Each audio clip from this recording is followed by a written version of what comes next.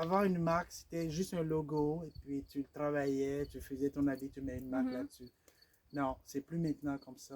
Les gens ont besoin de se sentir appelés, de se sentir, de se retrouver dans ta marque. Bonjour à toi, moi c'est Lily Prunel et bienvenue sur Entrepreneurs Afro-Québécois, la chaîne qui met en avant les entrepreneurs afro-descendants au Québec. Aujourd'hui, nous parlons de création de marques. C'est sûr qu'en ce moment au Québec, on assiste à un déferlement de marques de vêtements, de bijoux, d'accessoires, sacs à main qui mettent en valeur les couleurs de chez nous. Et on a juste envie de se poser la question de savoir, est-ce qu'il suffit de créer un vêtement, y apposer un logo pour avoir une marque? C'est la question qu'on va se poser avec l'invité du jour. C'est parti. Bonjour Kossi. Bonjour. Ça va bien, ça va? Oui, ça va, ça va. Donc aujourd'hui, on est à Gatineau, comme je vous disais tantôt. On est venu à la rencontre de Kossi qui est à la tête de l'entreprise Cavo. Donc Cavo qui est une marque de vêtements sur mesure. Et aujourd'hui, on va vraiment parler un peu de la création d'une marque de vêtements au Québec. Pas seulement la créer, comment se démarquer et surtout comment se maintenir sur un marché qui est déjà assez concurrentiel. Oui. Donc, on va commencer. Je vais te laisser te présenter. C'est pour les personnes qui te découvrent pour l'instant, à l'instant. Bonjour, bonjour tout le monde. Mon nom c'est Kossi. Ça c'est le K qui est devant Cavo. Et Avo, ça veut dire pagne en Mina, qui est une langue qui est parlée au Togo, au Bénin et puis en partie au Ghana. OK. Donc c'est ça qui fait Cavo. OK. Je suis entrepreneur et Cavo est officiellement sur pied et né. Ça fait 3 ans et demi, enregistré au Québec. Très bientôt enregistré au Canada parce qu'on va s'exporter à l'international. On fait, comme tu as dit, oui, principalement du sur-mesure, mais on a ajouté une gamme qui s'appelle la Root Collection, qui est la collection de mes racines africaines, qui sont vraiment plus colorées. Ça, c'est ce que je porte, la Root Collection. En tout cas. Où on utilise ce qu'on a appris dans le sur-mesure pour faire des choses qui sont plus simples en prêt-à-porter et qui sont distribuées dans des magasins à Montréal, Gatineau, Ottawa. OK, OK. Et justement, par rapport à ça, tu sais, je pense personnellement que derrière tout business, derrière toute entreprise, il y a une histoire. Alors, quelle est l'histoire derrière Cavo? Comment tu te retrouves à créer ou à lancer une entreprise qui fait comment dire, c'est vrai que vous faites du prêt-à-porter, mais l'activité principale, c'est quand même, ça reste du sur-mesure. Right? Oui. Donc, comment est-ce que tu en arrives là? Ben, j'ai eu la chance de travailler, pas seulement ici, j'ai travaillé à l'extérieur du Canada. J'ai travaillé surtout en Asie pour un bout de temps. Et en Asie, j'étais au Japon plus principalement. Je travaillais au Japon, je travaillais en Chine, mais je travaille un peu plus longtemps au Japon. Et pour un gars de 6 pieds 1, j'étais considéré grand. Donc, ce qui me allait le plus, c'est d'aller faire du sur-mesure. Donc, j'allais et puis je choisissais mes affaires. Et puis, c'était une expérience incroyable. Et j'ai voyagé dans plusieurs pays comme ça. Et puis, je faisais mes choses. Quand je suis revenu au Canada, j'ai essayé de refaire la même chose. Il y avait un petit problème de décalage par rapport au matériel qui existe. Oui, il y a le coton 100%, mais quand tu l'appliques à notre température qu'on a ici, surtout l'été, c'est chaud, c'est humide, ça allait pas trop bien le coton 100%. Et ce qui m'a vraiment déçu, c'est le prix.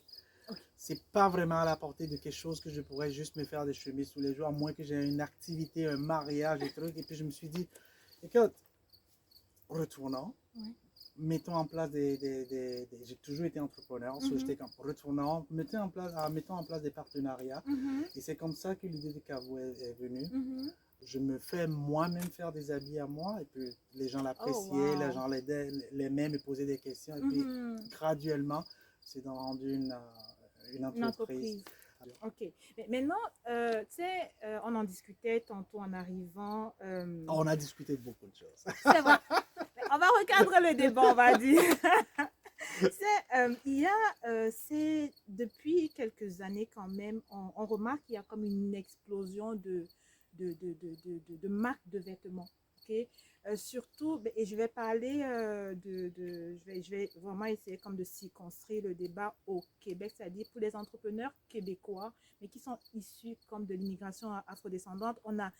On trouve de plus en plus de vêtements, de marques de vêtements, les accessoires sur le marché. Alors, j'ai envie de me demander, est-ce que c'est aussi simple que ça? Est-ce qu'il suffit juste comme soit de confectionner soi-même son vêtement ou alors le faire confectionner, apposer une marque et le mettre sur le marché et le tour est joué? C'est-à-dire créer une marque de vêtements. Est-ce que c'est... Comment on fait pour se positionner, se démarquer et surtout se maintenir sur le marché? Ça, c'est une très, très bonne question. J'aime la complexité, mais en même temps la simplicité de la question. Okay, bon, parce que ça inclut beaucoup de choses, une marque. Un habit, c'est toujours un habit. Un habit, c'est un trou, deux trous pour les mains, un cou, et puis le reste, pour qu'on se cache, pour qu'on se cache un peu, ouais. pour qu'on se garde une petite gêne. Ouais. Oui, et c'est vrai, il y en a beaucoup de gens qui font ça parce qu'on a cette facilité en Afrique d'apprendre des métiers et la couture en est un. Donc, c'est pas comme ici où tu dois aller à tel plat.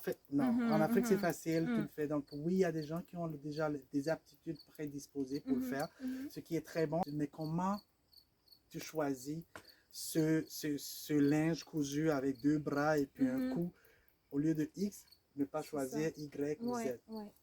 C'est là où ça devient compliqué, c'est là la complexité de la chose. Parce qu'un habit, on ne se le cache pas, ce serait toujours un habit, ça c'est certain. Mais pourquoi j'irais choisir Cavo par exemple? Et c'est là la marque. Comme je t'expliquais un peu plus tôt aujourd'hui, la marque, pour moi, c'est ne pas seulement l'habit, c'est pas seulement le physique, c'est pas le logo le produit, seulement. Ça va beaucoup au-delà de ça. On est en 2001 et les choses ont changé. 2021. Oh my God. On ne nous ramène pas en arrière là, hein? On avance nous autres. Si je vous ramène en arrière, il va falloir repasser à travers 2020 et personne ne veut faire ça. Non, 2020, non, on est en 2021 voilà. et presque 2022 ça. et les choses ont évolué. Avant, une marque, c'était juste un logo et puis tu travaillais, tu faisais ton habit, tu mets une marque là-dessus. Non, c'est plus maintenant comme ça. Les gens ont besoin de se sentir appelés, de se retrouver dans ta marque. Et pour faire ça, ça va au-delà de l'habit. L'habit, c'est une partie. L'habit avec ton logo, c'est une partie. Je dirais la marque, c'est une perception. C'est la perception que tu voudrais projeter, que tu voudrais que les gens aient. Et la perception de la marque Cavo, ce n'est pas juste l'habit. C'est le matériel que tu as utilisé, c'est les gens avec qui tu travailles, c'est le genre de commerce que tu fais. Est-ce que tu fais un commerce équitable? Est-ce que les artisans qui sont derrière, comme j'ai dit, je suis entrepreneur, je connais presque rien en couture, mais est-ce que je m'associe avec les bonnes personnes, la bonne réputation, la réputation de la marque? Très important, le côté environnement, le côté social qui est rendu maintenant partie intégrante de la marque. Donc, tu développes tout ça. Est-ce que quand tu fais tes affaires, est-ce que tu fais ça de façon polluante? Les gens le regardent, c'est directement associé à cette marque. Est-ce que est-ce que tu fais partie de ta communauté? Est-ce que tu as un impact? Est-ce que tu fais des choses? Est-ce que tu redonnes? Tout ça, c'est la marque. So, ça va se faire que quelqu'un va dire, je préfère telle marque à telle marque parce que je suis fier de porter la marque. Je suis fier parce que de son implication. Je suis fier parce qu'il ne pollue pas. Parce que c'est des enjeux qui comptent aux gens aujourd'hui. Et puis je me reconnais aussi dans la marque. Donc oui, c'est simple. Créer une marque, la maintenir et la faire attirante, c'est ça le plus gros du travail. C'est ça la complicité, la complexité qui vient avec ça. J'ai envie de dire que si moi aujourd'hui j'ai envie de créer une marque de vêtements ou accessoires, ce n'est pas juste de plaquer un logo, même au Québec où déjà, comme on disait tantôt, il y en a une multitude et pour pouvoir se démarquer, il faut que la marque soit appelante en fait. Oui. Plus important, associe-toi avec des gens qui sont capables de te donner cette qualité que tu as besoin. Je ne suis pas obligé de faire ça toute seule. Et je suis vraiment content que je travaille avec des gens qui sont capables de me soutenir, qui sont capables de dire telle chose n'est pas bonne. Tu as vu tout à l'heure, j'ai reçu des nouveaux prints. C'est des gens que ce n'est pas moi qui vais dans les marchés pour chercher, mais j'en ai des tonnes d'idées. Donc, ce que je fais, j'ai des idées pour faire telle chose. telle chose doit être faite de telle façon. Je me trouve là, le bon partenaire. Le bon partenaire, c'est pas juste le bon prix. C'est pas juste le bon produit. La bonne réputation, parce que automatiquement, c'est relié à ta marque. Et cette personne va m'aider ensemble. On va travailler pour mettre cette vision en réalité. Donc, est-ce qu'il y a autre chose sur lequel qu'il faudrait penser pour comme il faut être visionnaire. Tu sais, comme tu l'as dit, décoller. Je prends l'affaire d'un avion. Dans le lot, tout le monde est un avion. Tu décolles, tout le monde décolle. Mais si tu es capable de voler plus haut, de garder cette altitude-là, tu as une meilleure vision, une vue globale de ce qui arrive aujourd'hui, mais aussi de ce qui peut arriver prochainement parce que tu es en avance. Et il faut garder cette vision-là. Il ne faut jamais être paresseux. Et il faut aimer faire ça parce que c'est une continuelle recherche de qu'est-ce qui est la prochaine chose que je veux faire. Donc, il y a quelque chose que qui attire mon attention ici, c'est partenariat. Oh my God, partenariat, c'est important le partenariat pour se maintenir différent. On parle de différenciation. La différenciation, tout le monde peut faire des habits. Deux troncs, une tête. Mais qu'est-ce qui te différencie? Ton tissu, est-ce que tu es capable d'avoir le print de la saison? Comment tu fais ça? Nous, ce qu'on a trouvé, on a fait des partenariats. On a des gens des marchés en Afrique de l'Ouest. On dit, on cherche tel print. Ils s'en vont, ils le cherchent 48 heures, 24 heures max. Voilà. On te revient avec des photos, avec le tissu. Nous, on utilise, je ne vais pas dire on utilise, on fait des partenariats avec des étudiants. Des étudiants qui sont en design. C'est incroyable les choses qui sont assez folles qui peuvent sortir avec comme design. Et là, tu es comme, oh non, ça c'est un peu trop non couvert. On va essayer de modifier un peu si ça ne dérange pas. Mais tu as un œil sur ton présent avec ton entourage de ce que tu fais aujourd'hui, mais avec cette jeune génération de personnes qui ont une vision un peu plus grande que la tienne peut-être, en faisant cette partenariat avec eux autres. Tu te sauves de l'énergie parce que tu n'es pas obligé de faire tout. Deux, tu te mets sur la map et tu travailles avec des gens qui sont vraiment talentueux, qui ont des choses, qui ont des visions plus grandes que la tienne, qui peuvent nourrir ta marque. Donc, c'est très important d'aller chercher vraiment large. Écoute, merci beaucoup. Comment, si jamais on veut rejoindre ou alors quelqu'un veut faire du sur-mesure là pour un mariage, un événement, ou alors juste parce que il ne trouve pas ce qu'il cherche en magasin, comment est-ce qu'on fait pour te contacter? On te trouve où? Tu m'as dit Espace Urbain à Montréal, ça je le sais, Espace Urbain. Oui, on est à l'Espace Urbain à Montréal. On est à African Soul Food qui est à Gatineau-Elmer aussi. Ça c'est pour nos prêt-à-porter. Et surtout celui de Gatineau-Elmer, quand vous allez sur place, ils ont la possibilité de prendre vos informations aussi pour qu'on vous contacte pour aller faire du sur-mesure. Pour nous trouver, on a un compte Facebook qui est Cavo Apparel. Ah, c'est en anglais, mais on est au Québec, c'est K-O-V-O-O. Et Apparel, c'est A-P-P-A-R-E-L. De toute façon, je vais mettre tout dans la barre de description. Parfait. On a aussi un site Instagram. Ça, c'est le côté que j'adore parce qu'il n'y a pas beaucoup de textes. Il faut cliquer, puis vous voyez juste des photos, des images, des trucs. Et on a un site web. Le site web, il va être lancé dans à peu près une semaine et demie. On l'avait déjà, on l'a retiré pour le revamper parce qu'on va commencer à vendre en ligne. Et je te laisse une primaire ici aussi. On s'est associé avec une haute couturière en Afrique de l'Ouest. C'est Nadiaka, qui sera aussi disponible en exclusivité sur notre site web. Elle est actuellement disponible au Niger, en Afrique de l'Ouest encore, au Sénégal, au Bénin, au Togo. Et elle va être pour la première fois disponible à travers nous au Canada sur notre site web.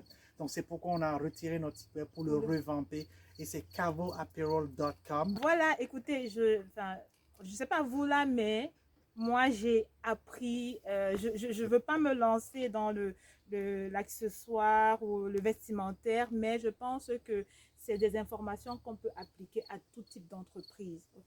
Donc, si tu vis au Québec ou alors tu as l'intention de venir t'installer au Québec et tu veux te lancer dans tout ce qui est vêtements, accessoires, vestimentaires, je pense que cette vidéo, tu peux la regarder encore, la partager à tes amis. En tout cas, merci beaucoup, Kosi. C'est moi qui te remercie et merci pour tout le travail que tu fais.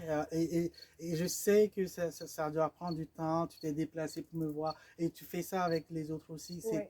C'est incroyable cette information que tu partages, que tu vulgarises sur ton plateforme de YouTube. Et là, permanemment. Donc, merci beaucoup. C'est très plaisir, apprécié. Ça avec m'aide plaisir. beaucoup et ça aide aussi, ça aide d'autres personnes. J'espère que cette vidéo t'aura apporté un plus. N'hésite pas à t'abonner, à liker si c'est un contenu qui te plaît, juste pour nous encourager, pour faire avancer la chaîne. Donc, merci beaucoup et on se voit très prochainement sur notre vidéo. Bye bye. Ciao, ciao.